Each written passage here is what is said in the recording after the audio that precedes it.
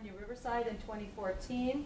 His dissertation was titled Flamenco Capital, Tradition, Revolution, and Renewal in Seville, Spain, and he explores how flamenco performance models intimacy and solidarity in Andalusian communities based in Seville and Morón de la Frontera. In particular, he examines how distinctions between public and private performance are altered by sound reproduction technologies and come to define authenticity, community, family, and tradition among flamenco artists and aficionados. Dr. Brown continues to work on projects connected to American folk music, cultural patrimony, and social movements. And I just want to add that Josh is my friend, and we've had just the most amazing series of conversations like over the years. And he's also one of the co-organizers of this conference, so give it up for Josh. Oh, thank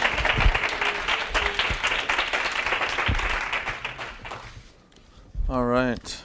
So first I want to thank Meira and Walter for all their hard work in putting this all together.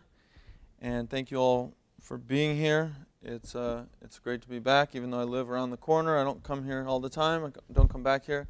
And I also want to say, well, Raul's not here, so it's not going to be the same. But I mean, I've been. It's weird because I've given a lot of papers about Raul and about the groups he's performed with and all sorts of stuff. So it's weird to be up here with Raul at this conference and not talking about Raul. And I don't know, it's just kind of funny. But anyhow, so it's just kind of a weird coming home of sorts. So let me just right here. I should probably plug it in, huh? Okay.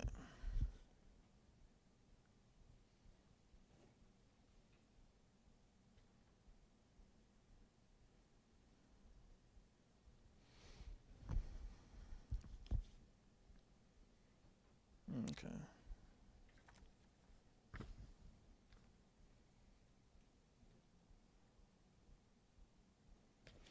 Okay. So this paper marks the beginning. Can everybody hear me okay?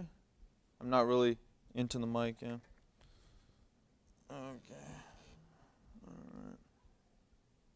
right. Okay. All right. A little bit better, huh? So this paper marks the beginning of a project in which I examine flamenco and its various abstractions in the United States and the world music industry at large. I welcome your feedback to help me move this forward. So in this study, I will examine how Ernesto Lecuona's 1928 composition Malagueña became an enduring icon of Spanish otherness in the United States. While Lecuona's work was informed by first-hand experience in Andalusia, subsequent versions of his Malagueña were intended to evoke exotic and stereotypical visions of Spain and Latinness more broadly. By the 1960s, these artistic expressions were part of a larger preoccupation with Spanish music, sensuality, and tourist destinations in American popular culture. Exotic tropes of Spanishness have long been maintained and deployed due to matters of artistic and economic expediency. During the 1960s, however, the presence of Spanish-themed cultural productions in the United States was indicative of not only the warming of political relations between these two nations, but also the replacement of Cuba with Spain as America's Latin playground. This is the argument I'm making, and let me make sure I'm on time. Okay. I should also say I'm going off of Dr. Walter's paper from the last Fandango conference. And like Javier, I will be doing a little ad-libbing at the end as well. So let me see here. In the past, I've written about how the introduction of sound recording technologies in Morón de la Frontera separated musical practices from practitioners, effectively diminishing the power and threatening the self-determination of local flamenco musicians. In this presentation, I will survey the history of Malagueña in U.S. popular culture and explore how Andalusian traditions and aesthetics were reduced and effectively separated from Andalusian artists and identities in order to conjure images of Spain from afar. Let me bring this over here.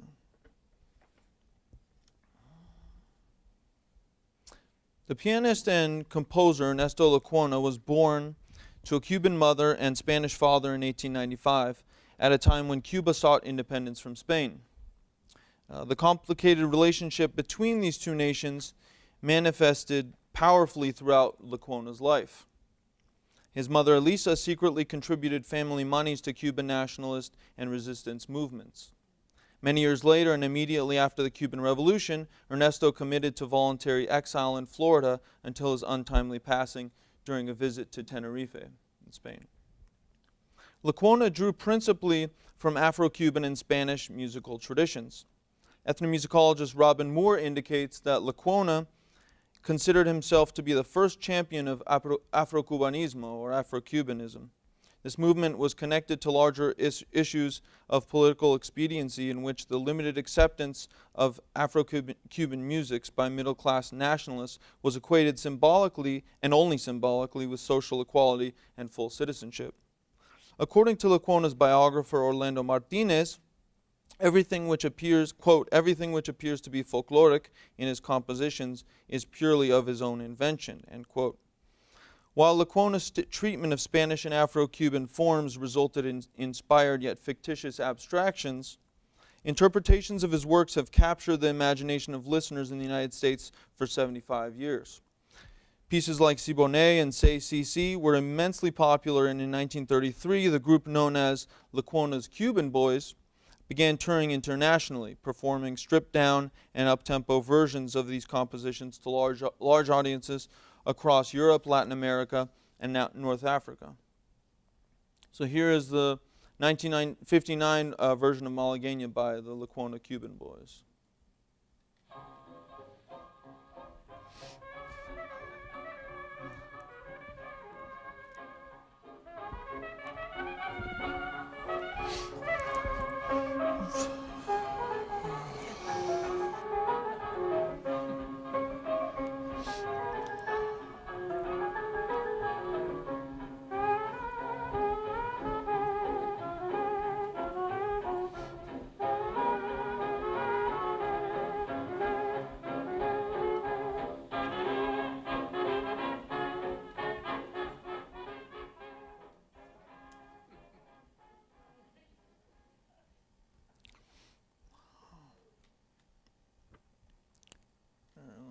Turn it off, it'll make it better.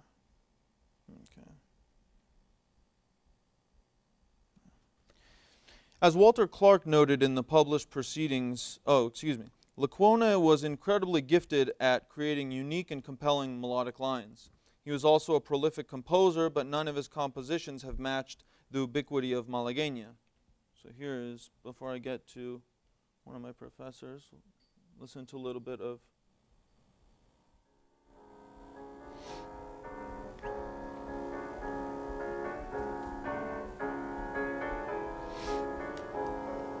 former professors.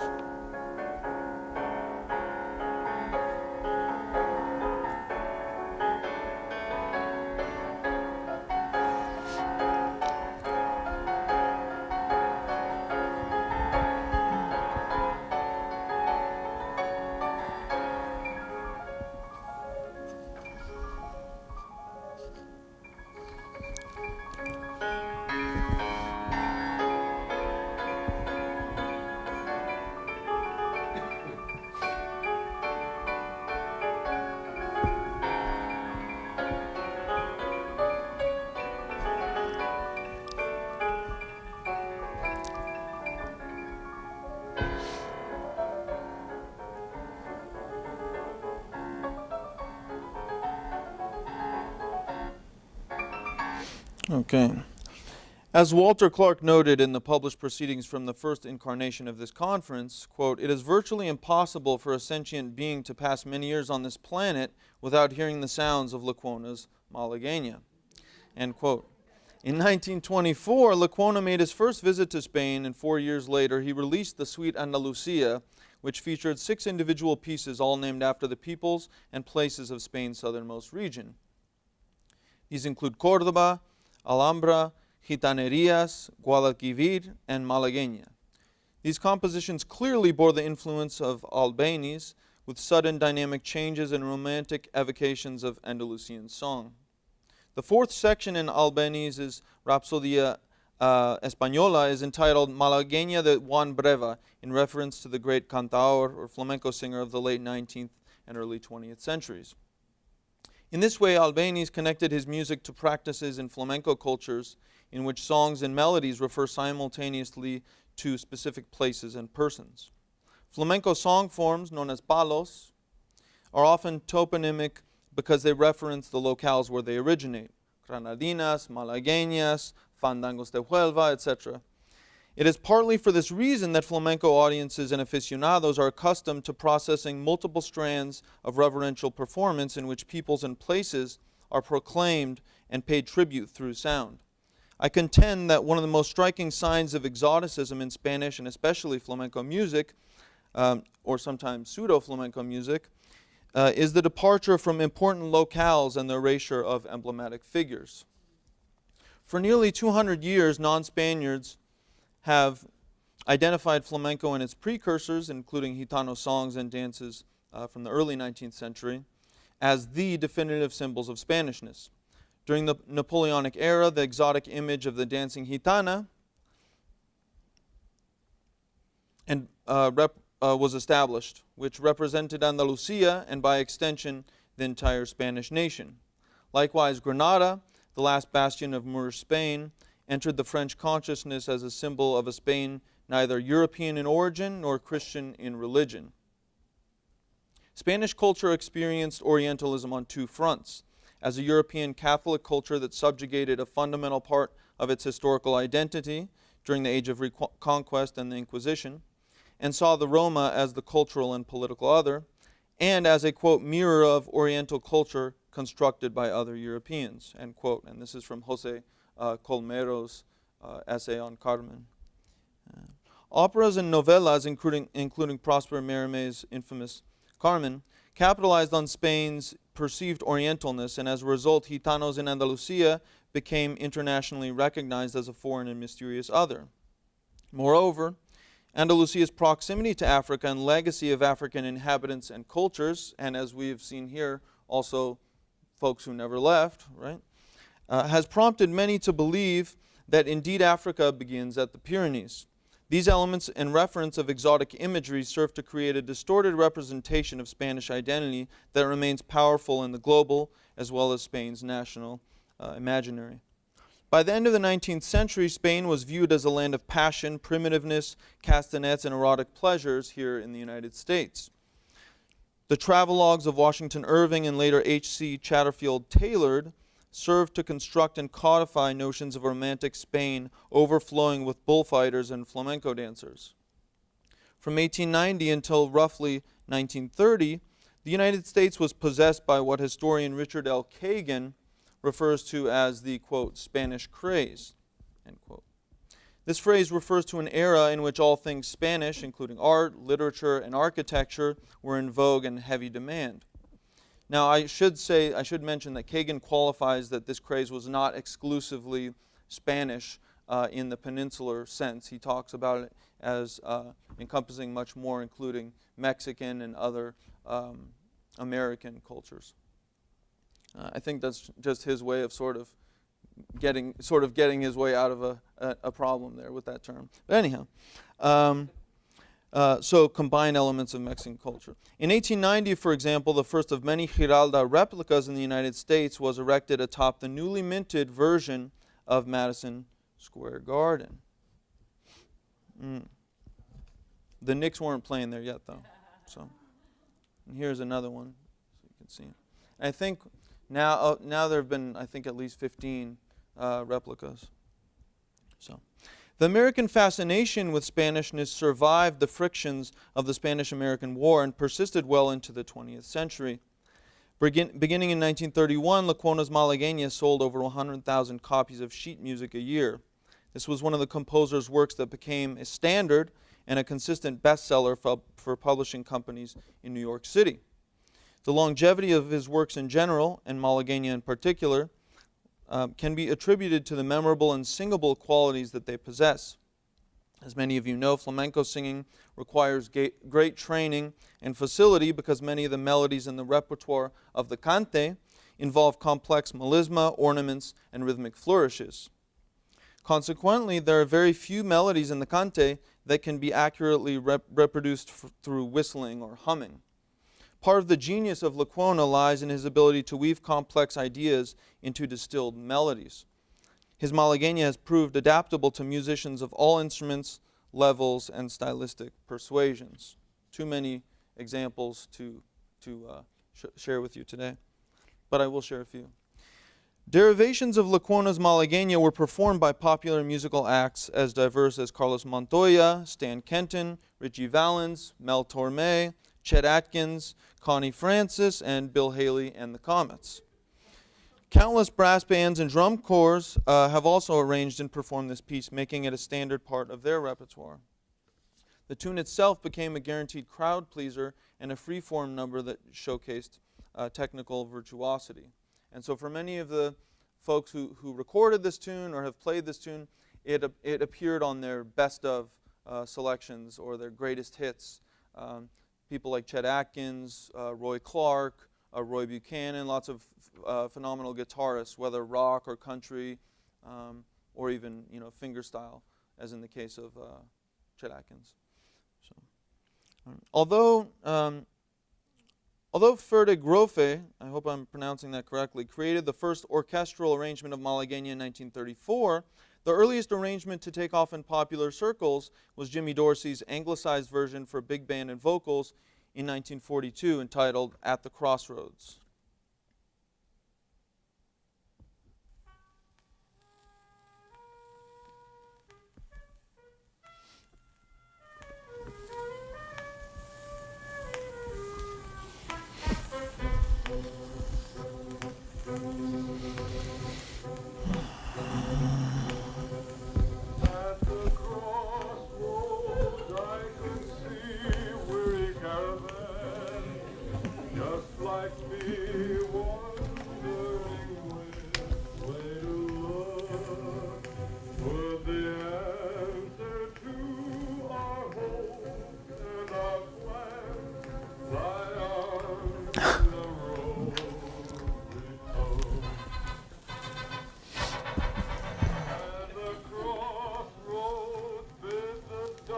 Okay, I think that's enough, right?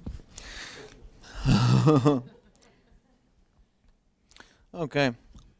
In a Life magazine article from October 1947, American music critic Winthrop Sargent wrote, quote, "Of all the popular music played today over the U.S. airwaves on jukeboxes and in Hollywood movies, approximately 20% is Latin American, and nearly all of that 20% comes from the small island of Cuba," end quote.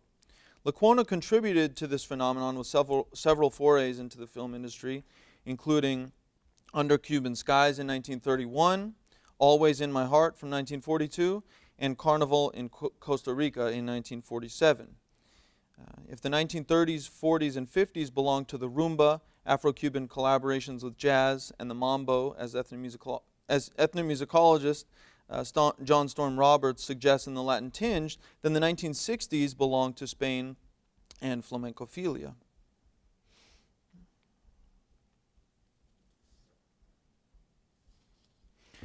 And so now I'm going to talk about what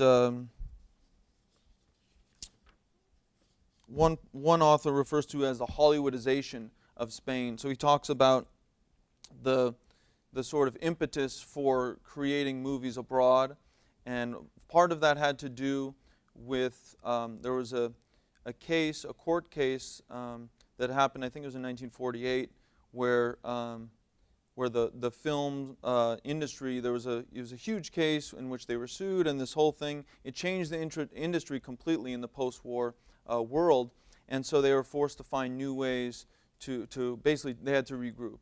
And so one of the ways that they dealt with these repercussions was by going to other countries to film. I think the place that had the most, where they filmed the most, was in Great Britain, and then also in Italy, and then also in Spain. Some of you are familiar with spaghetti westerns, but then even some movies, and even an actual, a complete studio was constructed in Spain. And this has to do, so like I said, the films themselves were filmed for cheaper abroad. They were co-produced with local companies and access to extra funding. And then there were sometimes even official subsidies. Oh, okay. So let me move to... So Samuel Bronston was known as the King of Hollywood in Madrid. A film producer established a full-blown studio in Spain, and he maintained a close relationship with the Franco regime. He produced El Cid in 1961, featuring Charlton Heston. And later on, I was going to show a video, but I guess there's not time. But basically, there's this film called The Pleasure Seekers with Anne Margaret. And if some of you are familiar with this, you guys want to see it, don't you?